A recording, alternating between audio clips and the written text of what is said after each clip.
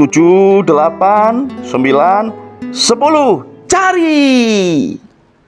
Ya, ingat permainan apa itu waktu kecil? Ya, oleh karena itu, renungan hari ini saya berikan judul Peta Umpet, yang didasarkan pada Injil Yohanes pasal 1 ayat 29 sampai 31. Keesokan harinya, Yohanes melihat Yesus datang kepadanya, dan ia berkata, "Lihatlah anak domba Allah yang menghapus dosa dunia. Dialah yang kumaksudkan ketika kukatakan, sesudah aku akan datang seorang yang telah mendahului aku, sebab dia telah ada sebelum aku. Aku pun dulu tidak mengenal dia, tetapi untuk itulah aku datang dan membaptis dengan air, supaya ia dinyatakan kepada Israel." Salam sehat penuh rahmat Tuhan sertamu. Saudaraku, siapa tidak kenal permainan peta umpet? Peta umpet merupakan permainan bersembunyi dan mencari atau hide and seek yang dimainkan oleh minimal 2 orang yang umumnya dilakukan di luar ruangan.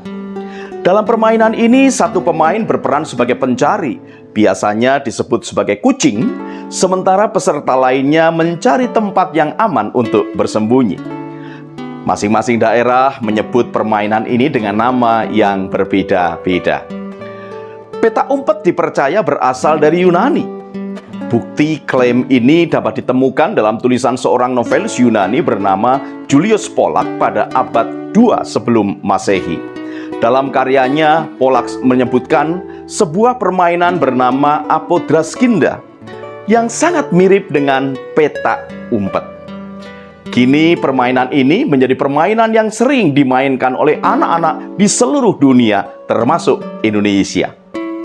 Kementerian Pendidikan Kebudayaan Riset dan Teknologi Republik Indonesia atau Kemendikbudristek telah mengakui permainan ini sebagai warisan budaya tak benda. Saudaraku, selain memberi sukacita dan kegembiraan, permainan peta umpet melatih anak-anak banyak hal yang bermanfaat bagi kehidupan. Salah satunya adalah melatih sikap sportif. Di dalam Kamus Besar Bahasa Indonesia, sportif berarti jujur dan bersifat kesatria. Secara sederhana, bersikap sportif itu berarti berani dengan jujur mengakui keunggulan orang lain. Seperti misalnya, melalui mekanisme home pimpa, seorang anak menerima bahwa ia terpilih menjadi kucing dan harus mencari lawannya.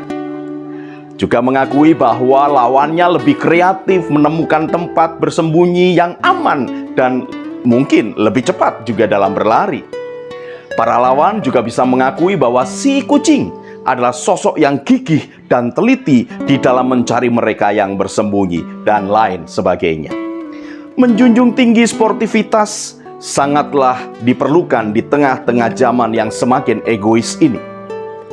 Alih-alih bersikap sportif, banyak orang seringkali justru dengan sadar melakukan kecurangan agar bisa dianggap lebih unggul dari orang lain. Bahkan black campaign atau kampanye hitam dilakukan agar bisa menang dalam persaingan. Saudaraku, kita melihat di dalam Alkitab, ya, dan sekaligus kita bisa belajar dari sikap sportif dari sosok yang bernama Yohanes Pembaptis. Sesungguhnya Yohanes Pembaptis bisa saja memanfaatkan ketenarannya itu untuk mengaku-ngaku sebagai juru selamat kepada semua orang. Dan pastilah orang-orang akan dapat dengan mudah mempercayainya. Namun, Yohanes Pembaptis tidak melakukannya karena ia memang pribadi yang sportif. Dengan jujur dan kesatria ia mengatakan, "Lihatlah anak domba Allah yang menghapus dosa dunia.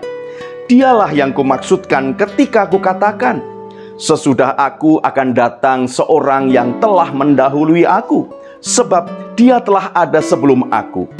Aku pun dulu tidak mengenal dia. Tetapi untuk itulah aku datang dan membaptis dengan air, supaya ia dinyatakan kepada Israel." Alih-alih menunjuk pada diri sendiri, Yohanes dengan jujur memperkenalkan Tuhan Yesus sebagai juru selamat yang sejati. Saudaraku, sebagai anak-anak Tuhan, kita juga diminta untuk bersikap sportif, yaitu dengan jujur dan kesatria mengakui keunggulan orang lain. Kiranya memori tentang permainan petak umpet yang pernah kita mainkan menginspirasi kita untuk bersikap sportif. Selamat berjuang saudaraku, Tuhan Yesus memberkati. Salam guru dan keluarga.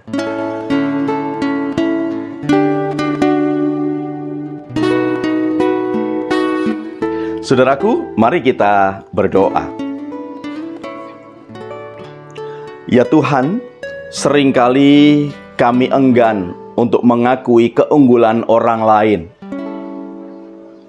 Oleh karena itu, kami memohon pertolongan-Mu agar kami dapat memiliki dan terus melakukan, mempraktekkan sikap sportif, supaya dengan demikian kami dapat memancarkan kehendak-Mu. Kiranya Roh Kudus memampukan kami untuk mewujudkannya. Terima kasih Tuhan Yesus. Amin.